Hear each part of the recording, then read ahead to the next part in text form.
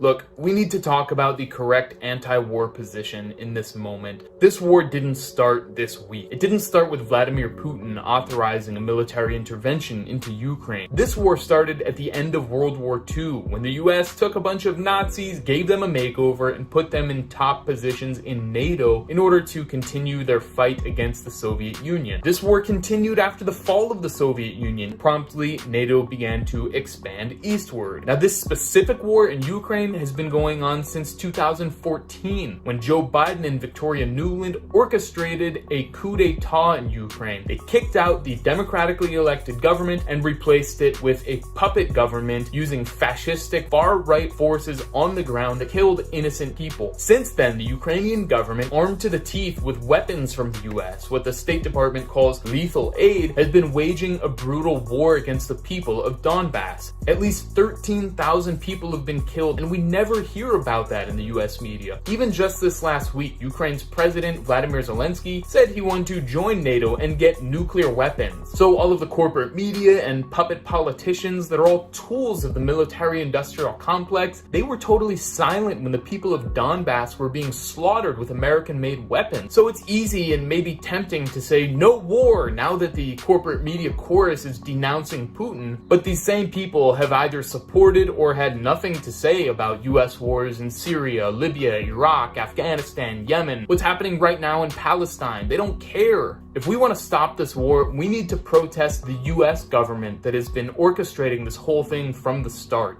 No more weapons to Ukraine. Let those countries handle their differences by themselves and come to an actual agreement. Russia is dealing with its neighbor being turned into a colony of the West, where the US is basically happy to see Ukrainians die as cannon fodder for its holy war against Russia, for its crusade against Moscow. If we completely ignore the context and how we've gotten to this point, we'll never extricate ourselves and the war will just go on.